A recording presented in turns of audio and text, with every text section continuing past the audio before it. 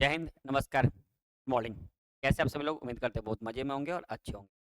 मैं पुनः जी कुमार आप लोगों के सामने में आ चुका है एक मज़ेदार टॉपिक के साथ में, एक नए टॉपिक के साथ में जो आपको जानना बहुत ही ज़रूरी है, ठीक है? ये खास कर पुरुष वर्गों के लिए जो है कि बहुत ही बड़ी खुशखबरी है या बहुत बड़ी बातें हैं, ठीक है?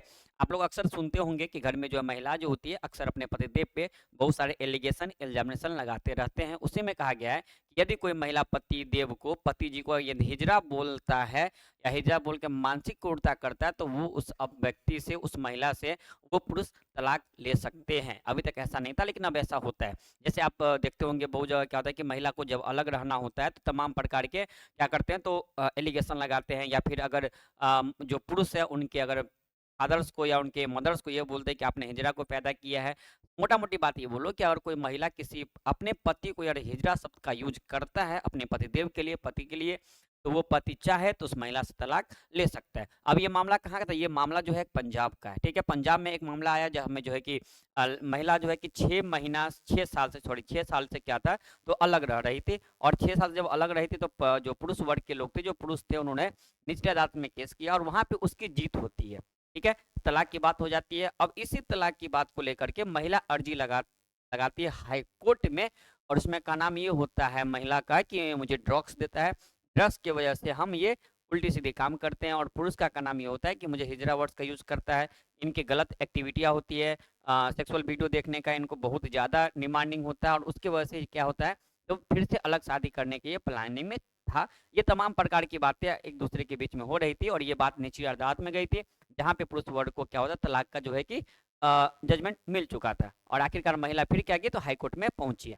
चलिए तो फिर से आपका स्वागत करते हैं, मैं जी कुमार आपके अपने चैनल द रिजल्ट गुरुकुल पे स्वागत करते हैं। तो आइए हम समझते हैं कि ये मामला है क्या और हिंदू विवाह में रीति-रिवाज क्या होता है, कैसे विवाह होता है, कैसे तलाक होता है, इन सारी बातों को हम चर्चा करेंगे। तो आप सभी लोग वीडियो को ज़रूर शेयर कीजिएगा, लाइक ज़रूर कीजिएगा, कमेंट ज़रूर कीजिएगा और जितना ज़्यादा हो सके आप सपोर्ट हमें ज़रूर कीजिएगा, ठीक है? क्योंकि आपका सपोर्ट ही एक बड़ा निश्चित बना सकता है, ठीक है? चलिए आते हैं जानते हैं इसके बारे में।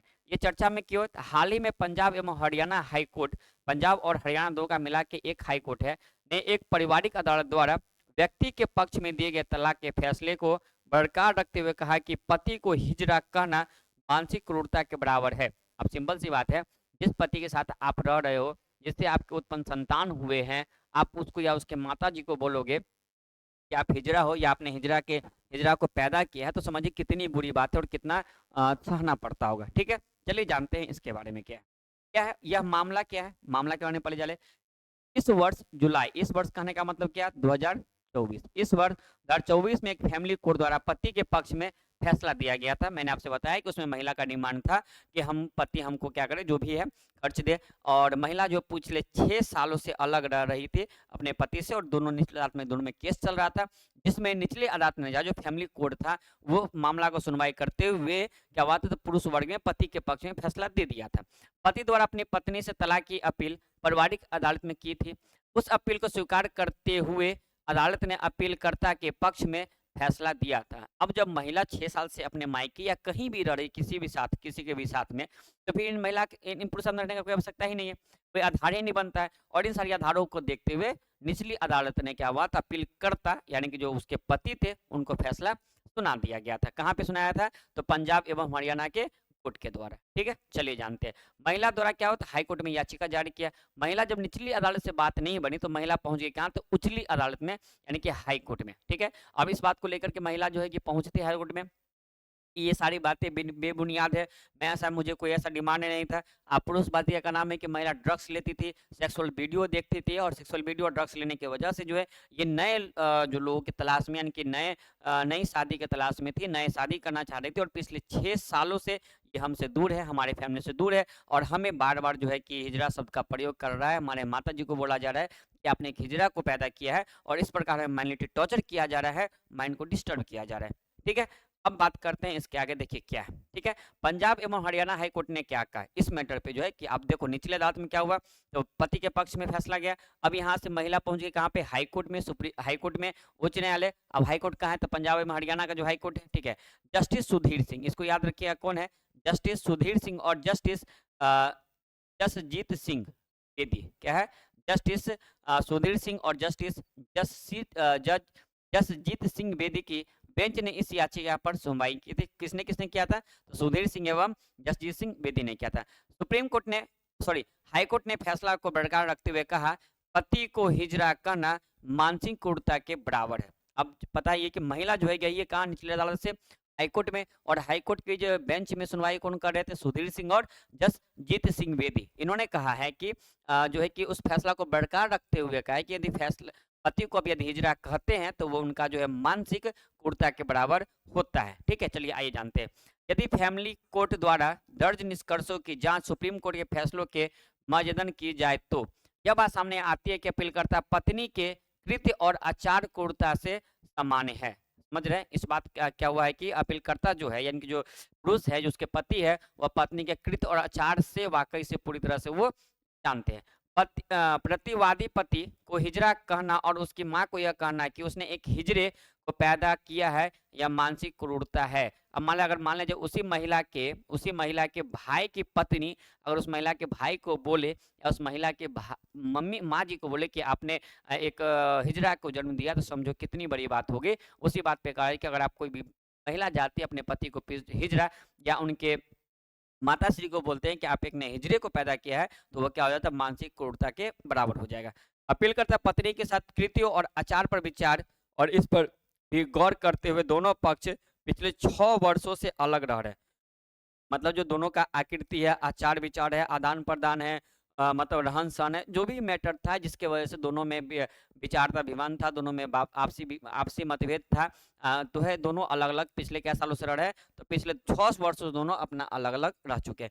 कोर्ट ने पाया कि दोनों पक्षों के बीच संबंध इतने खराब हो चुके हैं कि इन्हें अब सुधारा नहीं जा सकता है।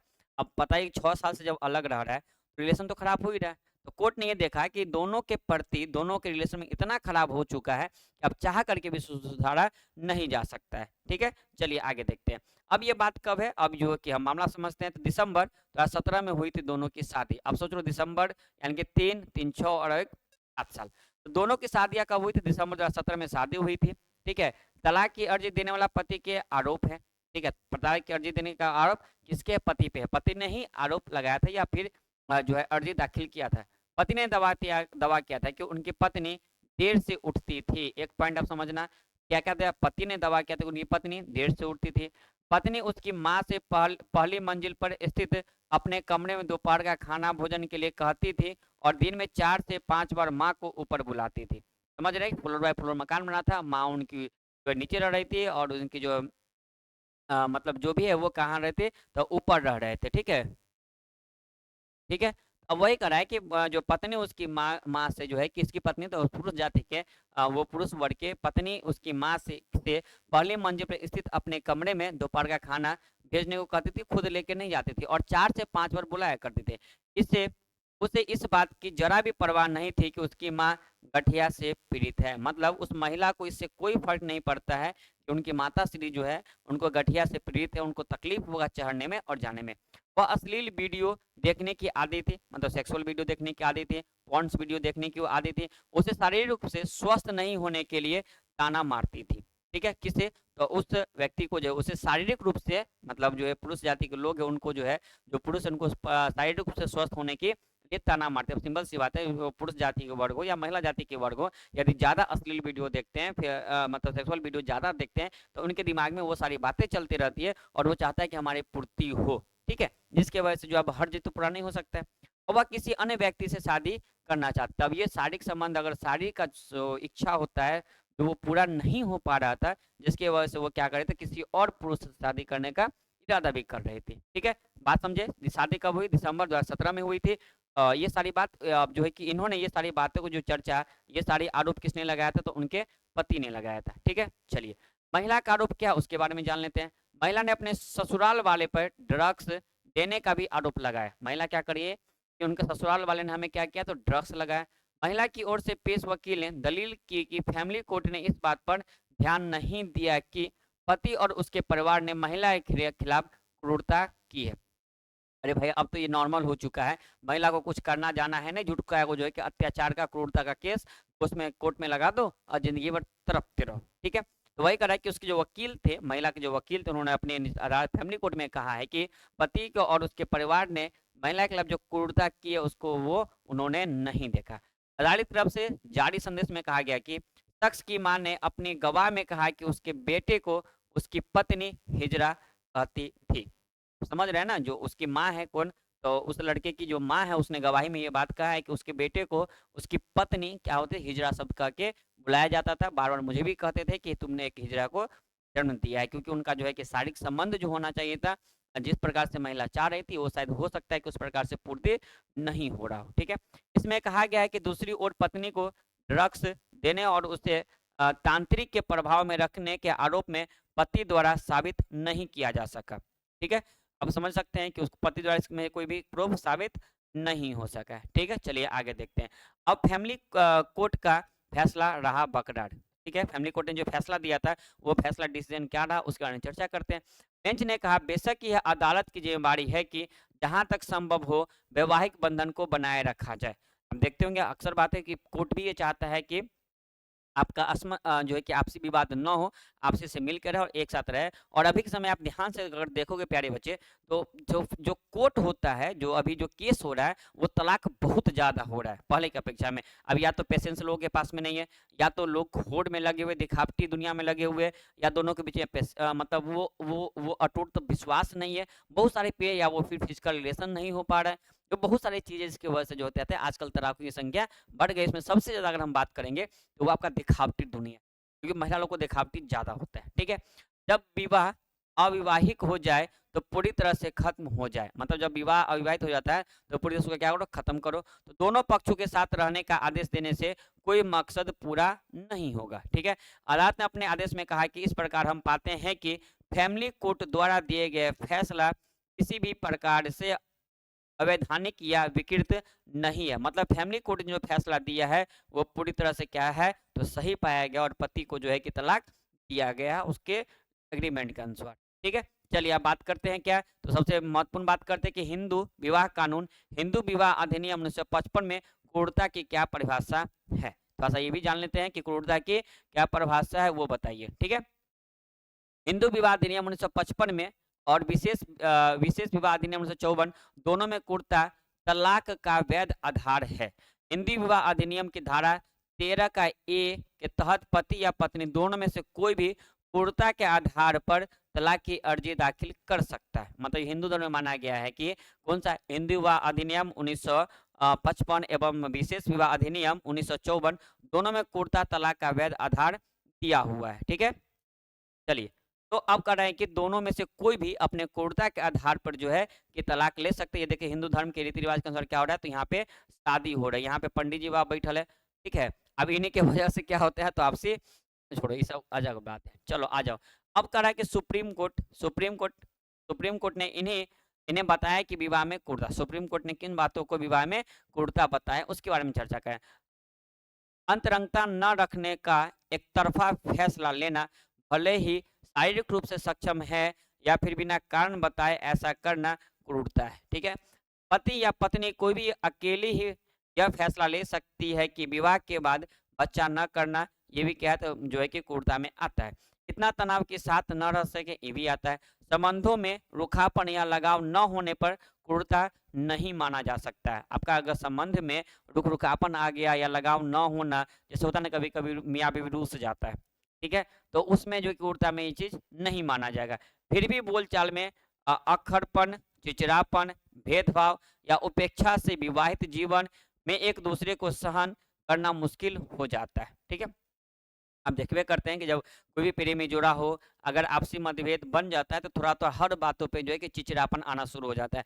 आप बताओगे कुछ और, वो समझेगी कुछ और, आपका कहने का सेंस कुछ और होगा, अगला कुछ और समझेगा। ठीक है, तो ये सुप्रीम कोर्ट के द्वारा बताया गया विवाह विवाह में क्या है, तो क्रूरता है। चलिए अब देखते हैं आगे। लंबे समय तक नाराजगी, निराशा और कुंठ होने को मानसिक क्रूरता मान सकते हैं। मतलब लंबे समय तक कोई व्यक्ति आपसे नाराज है या फिर नाराज है, निराश या कुंठ है, मतलब आपसे बात नहीं कर रहे हैं, तो लंबे समय से जब ऐसा है तो मानसिक क्रूरता इसको माना जाएगा। क्योंकि आप जानते हैं कि लंबे समय से अगर यदि आपको कोई बार टॉर्चर करेगा, परेशान करेगा, तो मानसिक परेशानी तो होता ही होता है। लगातार आरोप लगाना, अपमानजनक भाषा का इस्तेमाल करना, प्रताड़न और मानसिक क्रूरता की श्रेणी में आता है। मतलब कोई महिला है या कोई पुरुष है उस पे हम बार बार किसी बात को लेकर टिप्पणी कर रहे हैं, आरोप लगा रहे तुम ऐसी हो, तुम ऐसी हो, या तुम ऐसे हो, तुम धोखेबाज हो, या तुम्हारा किसी और से प्रेम प्रसंग है, या तुम कुछ और कर रहे हो, तमाम प्रकार की बातें यदि आप लगातार किसी भी व्यक्ति पे आरोप लगा रहे हो या उस पर अपमानजनक भाषा का इस्तेमाल कर रहे हैं या उस प्रताड़न कर रहे हैं तो मानसिक क्रूरता के श्रेणी में आता है। ठीक है, बिना एक दूसरे की अनुमति या जानकारी दिए पति या पत्नी कोई भी स्टरलाइजेशन करा ले वह भी क्रूरता की श्रेणी में आता है। ठीक है, कोई पति या पत्नी दोनों की बात हो रहा है बिना एक दूसरे की जानकारी के बिना। ठीक है, सहदयता को खत्म करते हुए अपनी खुशी के लिए प्रताड़ित करना क्रूरता ही है। ठीक है, इसमें खास बात यह है कि शादी के बाद यह सब होता रहता है जिसे उस तरह से नहीं लिया जा सकता है। ठीक है, नॉर्मल सी बात है। शादी के बाद आपसी समझ विकसित होने में जो समय लगता है तब तक ऐसा इसे क्रूरता की संज्ञा नहीं दी जाती है। अब भाई कोई आदमी जब शादी हुई तो एकाएक तो समझदार नहीं बनेगा, थोड़ा सा उसमें समय लगता है, कुछ समय लगता है एक दूसरे को समझने में, वही बात की चर्चा किया जा रहा है। चलिए आगे जानते हैं कि मानसिक क्रूरता से जुड़े कुछ महत्वपूर्ण बात क्या है। नवीन कोहली बनाम नीतू कोहली। ठीक है, कौन है? नवीन कोहली और नीतू कोहली की बात है। इस मामले में सुप्रीम कोर्ट ने विवाह में क्रूरता को गंभीर और महत्वपूर्ण बताया है। मानसिक क्रूरता में अपमान, मौखिक दुर्व्यवहार और आपत्तिजनक भाषा का उपयोग शामिल हो सकता है जो प्रभावित जीवन साथी की मानसिक शांति को बाधित कर सकता है। मान लीजिए आप कोई भी पति पत्नी है, आप उसको बार बार ताना दीजिएगा, कितना भी अच्छा आपका रिलेशन होगा, कितना भी आपका प्रेम भाव रहेगा, और बार बार यदि आप ताना देते हैं तो रिश्ता बहुत जल्द बिखर जाता है और रिश्ता बहुत जल्द टूट जाता है। ठीक है, डी भगत बनाम डी भगत। इन्होंने क्या, बी भगत बनाम क्या है, डी भगत। इस मामले में धारा 13 के AI के तहत मानसिक क्रूरता उस व्यवहार को संदर्भ करती है जो एक पक्ष को गंभीर भावनात्मक कष्ट पहुंचाती है। ठीक है, इससे उनके लिए एक साथ रहना असंभव हो जाता है। सिंपल सी बात है, यदि एक पक्ष की तरफ से भी भावनात्मक या कष्टदायक या कष्ट दिया जाता है तो उनके लिए साथ रहना क्या होता है, तो मुश्किल हो जाता है। सावित्री पांडे बना प्रेमचंद पांडे। क्या इस मामले में सुप्रीम कोर्ट ने मानसिक क्रूरता को एक पति और एक पत्नी के व्यवहार के रूप में परिभाषित किया जो दूसरे पति या पत्नी के व्यवहारिक जीवन में भावनात्मक दर्द या भय पैदा करती है। ठीक है, तीसरा कौन है, समर घोष और जया घोष। अब इसमें किस बात है, इस मामले में सुप्रीम कोर्ट ने विवाह मानसिकता क्रूरता के लिए एक सुसंगत मानक स्थापित करने की चुनौती को स्वीकार किया है। ठीक है, आगे देखते हैं क्या करा है। मानसिक क्रूरता के लिए भारतीय दंड संहिता में प्रावधान, तो क्या क्या प्रावधान है उसकी हम चर्चा करेंगे। धारा 498A, पहले जानेंगे किसके बारे में, धारा 498 का ए में।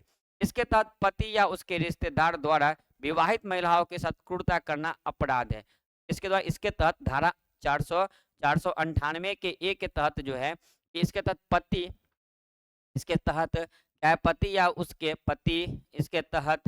पति या उसके रिश्तेदार द्वारा विवाहित महिलाओं के साथ क्रूरता करना क्या, तो अपराध है।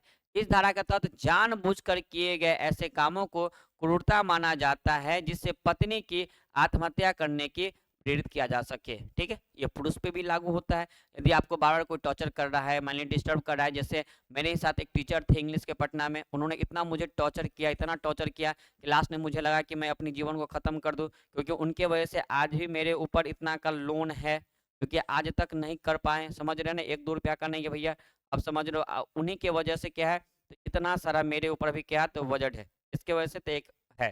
ठीक है, जो भी पुराने लोग होंगे जानते होंगे। और मैंने इसी क्रम में 3 बार जो है सुसाइड करने का कोशिश किया, लेकिन हिम्मत नहीं हो सका, क्योंकि फैमिली जब माओ जी का मुंह देखते थे तो अपना इरादा टूट जाता था।